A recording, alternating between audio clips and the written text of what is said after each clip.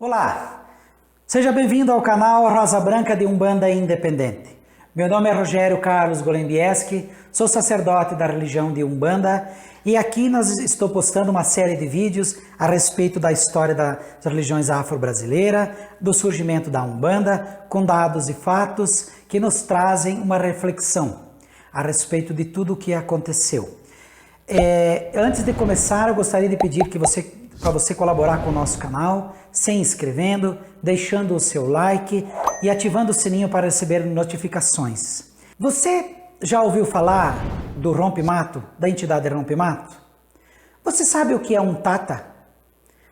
Você já ouviu falar de uma religião chamada Cabula? Essa religião foi uma religião muito polêmica e ela tem uma ligação ancestral direta com a religião de Umbanda.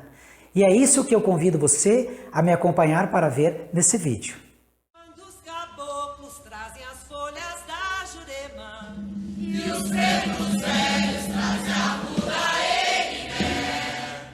eles vêm trabalhar na lei de Umbanda, tem licença de Aruanda pra salvar quem tem fé. A Cabula foi uma religião descrita no final do século passado por um escritor chamado Niná Rodrigues. Niná Rodrigues foi um pesquisador, é um escritor que influenciou muito, foi um estudioso das religiões afro-brasileiras. E em suas pesquisas ele encontrou cartas do bispo D. João Correia Neri, na época em que o bispo se despediu da diocese de São Mateus, ao norte do Espírito Santo. Nas cartas, o bispo descrevia uma experiência que havia vivido, tendo contato com a religiosidade local que o povo chamava de Cabula. O bispo, D. João, foi uma pessoa que perseguiu esse culto, porque a igreja não permitia a prática desse tipo de religião. E o bispo descreve através das suas cartas o que viu, e é isso que nós vamos estudar aqui. A Cabula, o termo Cabula, segundo Olga Cassiatori, no Dicionário dos Cultos Afro-Brasileira, a palavra Cabula seria uma deformação da palavra Cabala, no sentido de uma coisa secreta, de uma coisa oculta. Esse termo teria chegado até os negros bantus através do povo malé, que tinha uma ligação com a cultura muçulmana. D. João Neri descreve particularidades do culto. Segundo D. João Neri nas suas cartas, ele diz que na Cabula os iniciados eram chamados de camanás. A Cabula se dava nas mesas, era praticada nas mesas. E o chefe das mesas, o sacerdote, também era chamado de embanda. Ele era auxiliado por uma pessoa que era chamada de cambone. Até aqui, nós vamos ver que se você assistiu os vídeos na ordem desde o início, você verá que nós estamos repetindo o termo do primeiro vídeo, quando falamos da religião que era originária no Reino do Congo, a Imbanda. Então veja, a Cabula os registros demonstram que a tradição se manteve viva através dos séculos e que a Cabula tem uma ligação muito forte com os bantus. Na Cabula, D. João Neri, nas cartas, ele descreve ainda que a reunião dos camanás, a reunião na mesa, gerava uma sessão, e essa sessão era chamada de engira. Cambone, engira, embanda já são palavras que nós encontramos hoje no culto de Umbanda. Ainda ele falava que na prática, durante o ritual, se manifestavam as entidades, se manifestavam os espíritos dos ancestrais. Esses ancestrais eram chamados de tatas. Os espíritos os tatas eram os pais, eram os líderes, eram aqueles que se manifestavam através dos médiuns para auxiliar, para curar e para dar vida, para dar seguimento na sessão. Os tatas, que são descritos nas cartas de D. João Neri, Entre eles está, por exemplo, o Tata Rompe Mato, Tata Rompe Serra, Tata Rompe Ponte. Nós aí já vemos que são nomes que muitas vezes são ditos pelas entidades nos terreiros de Umbanda. Há entidades que se manifestam dizendo: eu sou Rompe-Mato, eu sou Rompe-Serra. E aí a gente pode ver a ligação forte que a Umbanda tem para com a religiosidade dos bantus, pois a cabula era uma religião bantu. Nós partimos do candomblé de Angola na nossa encruzilhada, fomos para o candomblé de caboclo e agora estamos na religião da cabula, que vem depois do candomblé de caboclo, mesmo tendo o candomblé de caboclo sobrevivido até hoje. A cabula tem uma tradição muito forte da ancestralidade bantu. Ainda existia na sessão a manifestação de seres elementais, que eram chamados de baculos. Então nós temos os camanás, que são os dirigentes, os cambonos, que são os auxiliares, nós temos a engira, que é a sessão, nós temos os baculos, que são os seres elementais, e nós temos os tatas, que são os seres ancestrais. Assim, segundo as cartas de Dom João Neri, era formada a sessão de mesa de cabula. A cabula tinha também um forte sincretismo com a religião cristã, com a religião católica. A sessão de cabula, segundo as cartas de Dom João Neri, eram chamadas de mesa, e as mais famosas foram a mesa de Santa Bárbara e a mesa de Santa Maria, onde nós vemos, através dos fatos, a comprovação da ligação com a religião cristã. A cabula, por ser secreta, ela era praticada pelos escravos segundo uma obra muito boa, muito bacana, que eu quero já deixar aqui registrada como sugestão de leitura, que é a obra Os Últimos Zumbis, de Maciel de Aguiar. Essa obra descreve contos a respeito de pessoas que praticaram a cabula e que são considerados heróis dessa religião. Como é o caso de Viriato Canção de Fogo. Viriato Canção de Fogo teria sido um escravo que veio da África logo cedo na sua vida, viveu aqui no Brasil e ele tinha o dom de se comunicar com os tatas. Ele era um sacerdote, ele era um chefe de mesa.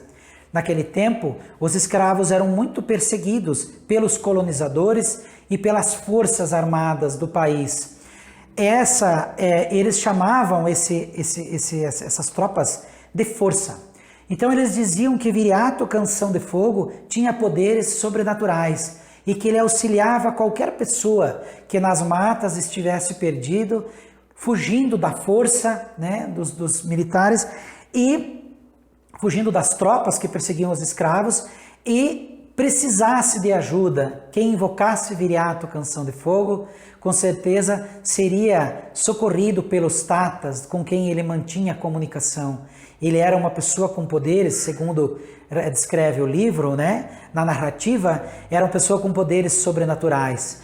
Ele fazia fenômenos acontecerem com a sua força. Ele apavorava, com a sua força espiritual, ele apavorava as tropas que perseguiam os escravos e assim ele socorria.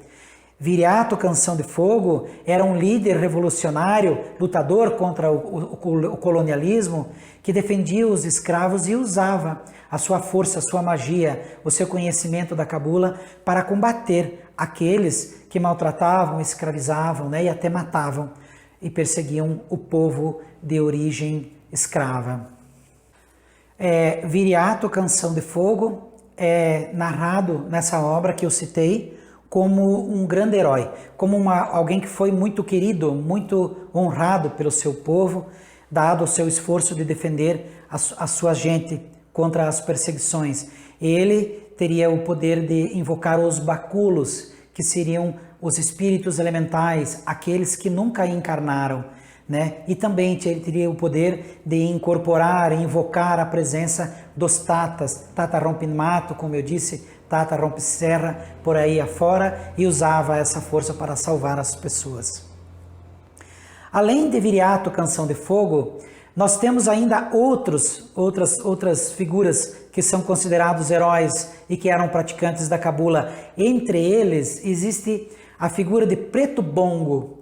Preto Bongo tinha, segundo os relatos, o poder de chamar os animais. Preto Bongo era um praticante da cabula, era um cabuleiro que tinha esse poder de invocar através dos baculos, através dos tatas, ele conseguia chamar os animais. Teria ocorrido numa passagem da vida de Pedro Bongo, que ele teria sido preso e ele teria sido acorrentado, aprisionado. Quando, nesse momento, ele estava preso, ele teria cantado uma canção. E, por conta dessa canção, muitas cobras teriam aparecido e teriam invadido a casa no local em que ele estava preso, a casa onde estavam as pessoas que o tinham aprisionado. Ele teria esse poder sobrenatural sobre os animais por conta da prática da cabula. Pedro Bongo teria sido um grande curandeiro.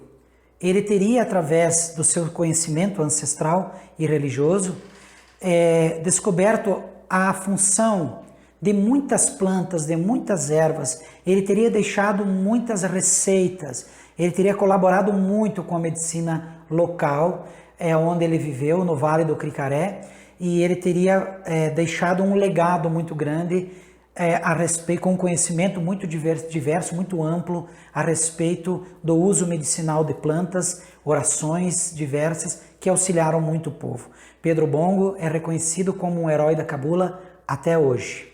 Um ponto importante a se considerar é que muito se fala que a cabula foi extinta, mas na verdade isso não aconteceu.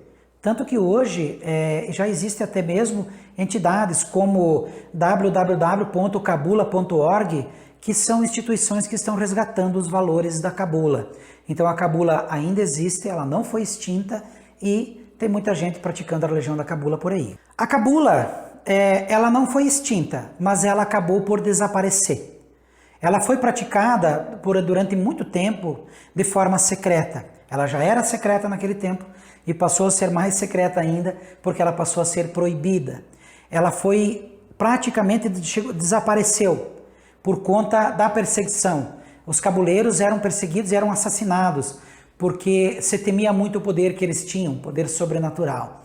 Apesar de tudo isso ter acontecido com a cabula, as outras religiões continuaram existindo e existem até hoje.